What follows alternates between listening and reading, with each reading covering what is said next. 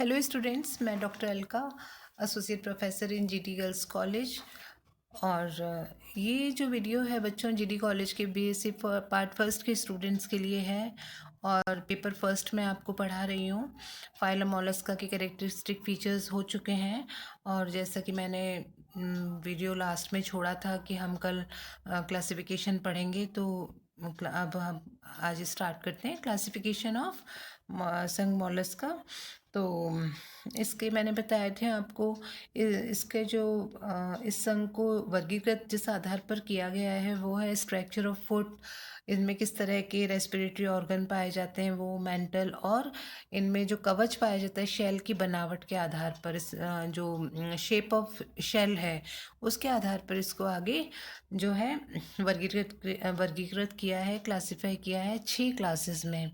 तो पहली क्लास है मोनोप्लेकोफोरा। बच्चों, मोनोप्लेकोफोरा बहुत ही इंपॉर्टेंट क्लास है, क्योंकि इस क्लास के जो मेंबर्स हैं इनमें एनिलिडा के भी कुछ कैरेक्टर्स पाए जाते हैं, और मोलस्का के तो हैं ये, लेकिन इनमें एनिलिडन कैरेक्टर्स भी पाए जाते हैं। तो इस जो क्लास है, ये जो क्लास है फाइलम मोलस्का की, इसको एक तरह से कनेक्टिंग लिंक भी माना जाता है बिटवीन एनिलिड्स एंड मोलस्कन्स।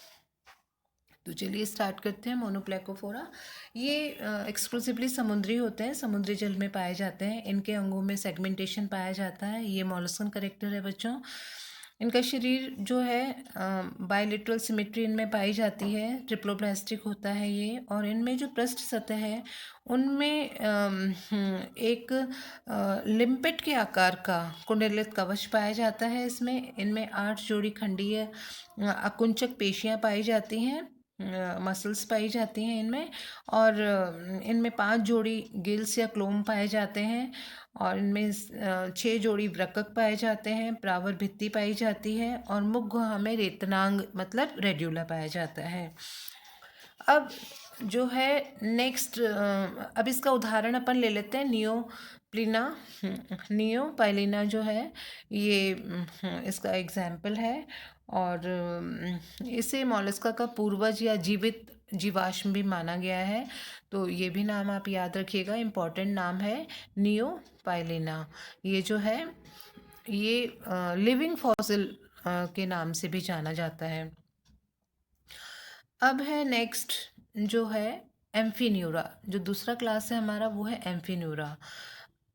इसके इसके करेक्टर पर मैं बताती हूँ आपको। ये भी एक्सक्लूसिवली समुद्री है, समुद्री जल में पाया जाता है। इनका शरीर चपटा होता है, अंडाकार होता है, अधर तल से चपटा। और इनमें एक बड़ा फुट भी पाया जाता है इनमें अधर तल पर। और इनके पृष्ठ सतह पर 8 प्लेट्स का बना कवच पाया जाता है, और या फिर कवच अनुपस्थित भी होता है। तो पर ये जो 8 जो प्लेट्स होती हैं ये थोड़ी सी लेदरी होती हैं, ये है ना, थोड़ी चर्मिल सी होती हैं। ये आप देख रहे होंगे डायग्राम्स, 1 2 3 करके प्लेट्स के जो नंबरिंग की हुई है, गोल से शेप का है, अंडाकार शेप का है ये। और इसे काइटिन कहते हैं इसको। अब इसमें सिर पर नेत्र है, नेत्र और जो टेंटिकल्स हैं उनका अभाव होता है। ये है नहीं इसमें नेत्र, देखिए आप डायग्राम में। इसमें जो है मेंटल और रेड्यूला दोनों पाए जाते हैं। निषेचन जो है इसमें फर्टिलाइजेशन जिसे हम बोलते हैं वो एक्सटर्नल टाइप का है। और इनमें डेवलपमेंट जो है इनडायरेक्ट डेवलपमेंट है। तो इनडायरेक्ट डेवलपमेंट है तो मतलब इसमें लार्वल फॉर्म प्रेजेंट है, तो इसके लार्वा को ट्रोकोफोर लार्वा कहते हैं। ट्रोकोफोर लार्वा भी आप ये नाम भी आप ध्यान रखिएगा, क्योंकि कभी कभी एग्जाम में पूछ लेते हैं कि काइटिन के लार्वा का नाम बताइए। 4 आपको एनिमल्स के नाम दे दिए और फिर आप उनके लार्वा का नाम बताइए, तो आपको पता होना चाहिए, नहीं तो आपके नंबर कटेंगे। अब इसको आगे, इस एम्फीन्यूरा को आगे 2 सब क्लास में डिवाइड किया गया है, ए प्लेकोफोरा और पॉलीप्लेकोफोरा। ए प्लेकोफोरा के जो शरीर जो मेंबर्स हैं वो कृमि के समान होते हैं, वर्म लाइक होते हैं। इनमें कवच नहीं पाया जाता, इनमें फुट भी नहीं पाया जाता, और क्यूटिकल में धसी हुई कंटिकाएं जो होती हैं वो ही भ्रा कंकाल का काम करती हैं। और मुख गुहा जो है ये इसमें रेड्यूला पाया जाता है। तो ये मॉलस्का का कैरेक्टर है, और बाकी अभी मैंने पहले जो बताए थे 3 कैरेक्टर वो एनेलिडा का कैरेक्टर है। इनमें एक जोड़ी जो है वो टेनिडियम पाए जाते हैं, जल क्लोम जिसको बोलते हैं टेनिडियम। और इसमें सिर और जो प्रावर है मेंटल वो अनुपस्थित होता है। तो इसका एग्जाम्पल जो है वो है कीटोडर्मा या नियोमैनिया, ये एग्जाम्पल है इसका। अब है पॉलीप्लेकोफोरा। पॉलीप्लेकोफोरा जो है इनका शरीर जो है पृष्ठ से चपटा अंडाकार होता है, इनमें छोटा सिर पाया जाता है, स्पर्शक नेत्र जो है वो अनुपस्थित होते हैं। कवच पृष्ठ की तरफ से 8 कैल्सियस जो प्लेट्स होती हैं उनका बना होता है। इसके अलावा इनमें मेंटल पाई जाती है, रेड्यूला पाया जाता है। इनमें फुट जो है बड़ा होता है, अधरीय होता है। अधरीय का मतलब अधर तल पर पाया जाता है और चपटा होता है। अभी आपने देखा ना काइटिन, वो। अब अपन लेते हैं ये दूसरा अपना जो है ख़त्म हो गया है क्लास। अब तीसरा जो हमारा वर्ग है वो है स्कैफोपोडा। स्कैफोपोडा के मेंबर्स भी समुद्री होते हैं। इनका शरीर नलिकाकार कवच में बंद रहता है, जो कि दोनों तरफ से खुली होती है नली। तो इसका एग्जाम्पल डेंटेलियम है। डेंटेलियम का आपने देखा होगा डायग्राम, तो देखा होगा ऐसे लगता है जैसे हाथी का दांत, तो टस्क शेल भी कहलाता है ये। और इनमें गिल्स अनुपस्थित होते हैं, मुख के चारों तरफ स्पर्शक पाए जाते हैं, शंकुनुमा इनका फुट होता है सिर पर। और हेड रीजन में नेत्रों का भी अभाव होता है इसमें। इसमें युग्मित वृक्क पाए जाते हैं। हृदय जो है वो अवशेषी टाइप का होता है। एक ही लिंगाश्री है, मतलब मेल फीमेल अलग अलग पाए जाते हैं। और इसका लार्वा भी ट्रोकोफोर लार्वा है। इसका लार्वा मतलब जो डेवलपमेंट है वो इनडायरेक्ट होता है। अब इसका एग्जाम्पल है डेंटेलियम कैडुलस। अब जो चौथा क्लास है वो है गैस्ट्रोपोडा, क्लास गैस्ट्रोपोडा।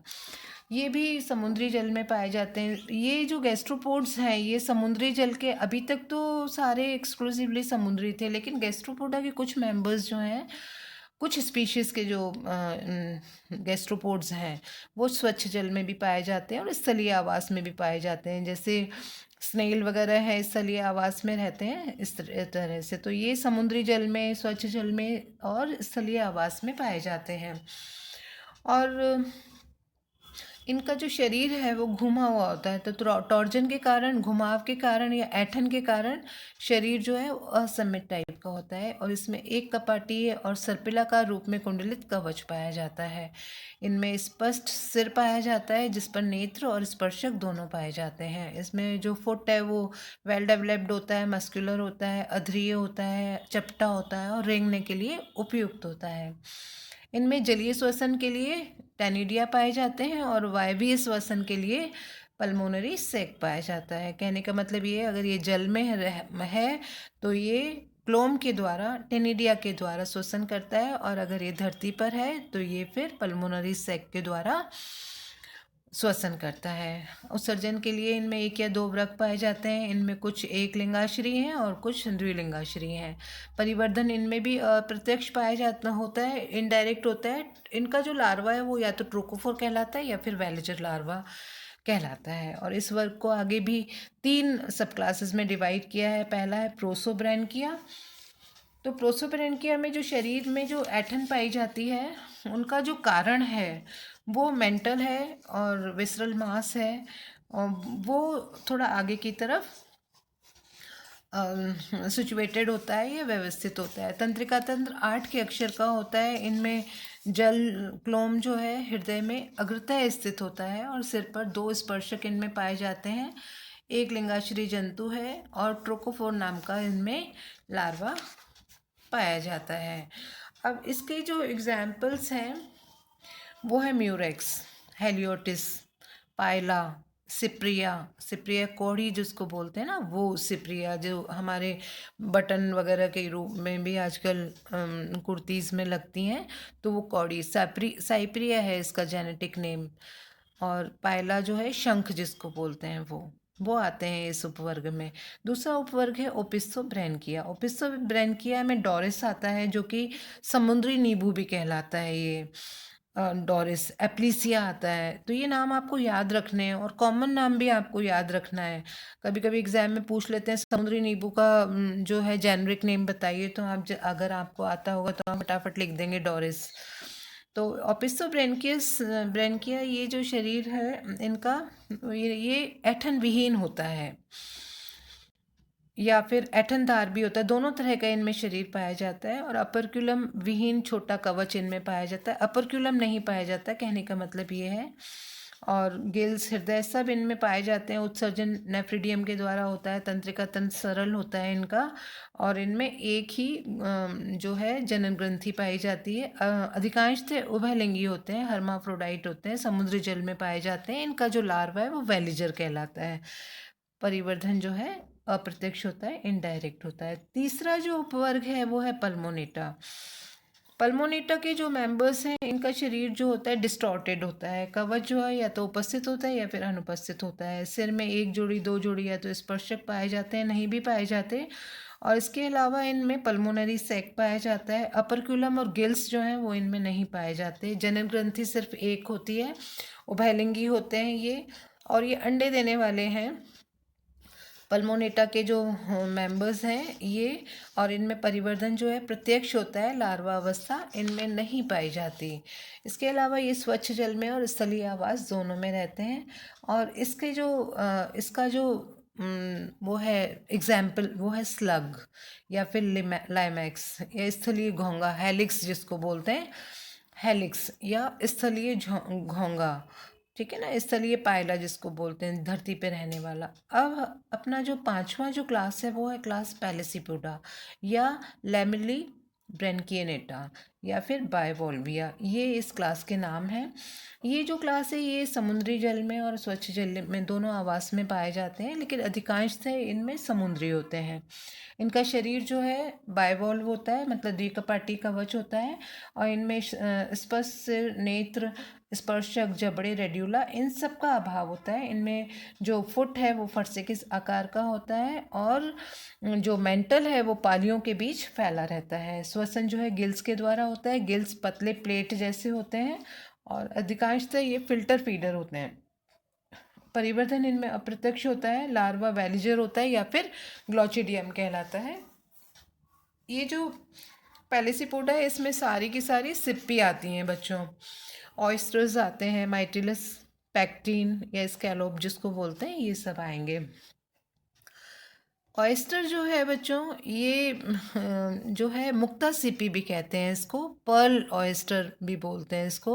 और कृत्रिम रूप से मुक्ता का निर्माण, ये पर्ल कल्चर जो है वो पर्ल कल्चर कहलाता है। और ये इसी को कल्चर करते हैं पर्ल प्राप्त करने के लिए। अब जो नेक्स्ट जो अपना वर्ग है वो है छठा वर्ग जो है, और अंतिम वर्ग है सिफेलोपोडा। तो ये भी ये सारे एक्सक्लूसिवली समुद्री वासी हैं। सिफेलोपोड्स, इनका शरीर जो है बायलेटरल सिमेट्री पाई जाती है। और इनमें कवच जो है ब्रह आंतरिक दोनों होते हैं या फिर अनुपस्थित भी होते हैं। सिर जो होता है इनका हेड रीजन स्पष्ट होता है, बड़ा होता है। सिर पर वेल डेवलप्ड आईज होती हैं। और मुख में जो है मैंडिबल्स पाए जाते हैं या श्रृंगीय जबड़े पाए जाते हैं, रेड्यूला पाया जाता है। और मुख के चारों ओर 8 से 10 भुजाएं पाई जाती हैं या फिर टेंटिकल्स पाए जाते हैं, जिन्हें पहले जो साइंटिस्ट थे वो सोचते थे कि ये फुट है, लेकिन ये इनकी आर्म्स हैं या फिर टेंटिकल्स हैं। इनमें परिसंचरण तंत्र बंधित प्रकार का होता है। और श्वसन के लिए गिल्स पाए जाते हैं। परिवर्धन प्रत्यक्ष होता है इनमें, लार्वावस्था नहीं पाई जाती। इनको आगे 3 सब क्लास में डिवाइड किया गया है। नॉटिलोइडिया, जिसका नॉटिलस है एग्जाम्पल, नॉटिलोइडिया। दूसरी जो क्लास है वो है, उसका एग्जाम्पल जो है वो है पैचिडिस्कस। इस उपवर्ग के जो सभी जंतु हैं ये एक्सटिंक्ट हो चुके हैं। ये है एमिनोइडिया, और इसकी अपन फिर बात नहीं करेंगे। नेक्स्ट जो सब क्लास है वो है सॉइलोइडिया। तो ये है नेक्स्ट जो सब क्लास है वो है सिलोइडिया। इसका जो कवच है आंतरिक होता है या फिर नहीं होता। 8 से 10 इनमें भुजाएं पाई जाती हैं। भुजाओं पे सकर्स पाए जाते हैं या चूषक जिसको बोलते हैं वो पाए जाते हैं। एक एक जोड़ी गिल या वृक्क इनमें पाए जाते हैं। इनमें इंक ग्लैंड पाई जाती है और इनके नेत्रों में लेंस पाए जाते हैं। इंक ग्लैंड इनमें इसलिए पाई जाती है बच्चों क्योंकि ये सी फूड के रूप में बहुत प्रचलित हैं और बड़े पसंदीदा फूड है लोगों का। तो अगर इनको पकड़ते हैं तो ये फटाफट अपनी इंक छोड़ देते हैं। इंक छोड़ने से पानी में क्या होता है, काला हो जाता है पानी और ये दिखाई नहीं देते और उन जो शिकारी है उससे नज़र बचाकर भाग जाते हैं ये। तो इसके एग्जाम्पल्स हैं सिपिया, लॉलीगो, ऑक्टोपस भी इसको इसमें आते हैं। ऑक्टोपस आपने देखे होंगे ना, ऑक्टोपस डेविल फिश जिसको बोलते हैं वो। तो बच्चों आज इतना ही, और आप सारे डायग्राम्स देखिए और फिर इसको अच्छे से आप एक बार और सुनिएगा, आपको याद हो जाएगा। Thank you very much.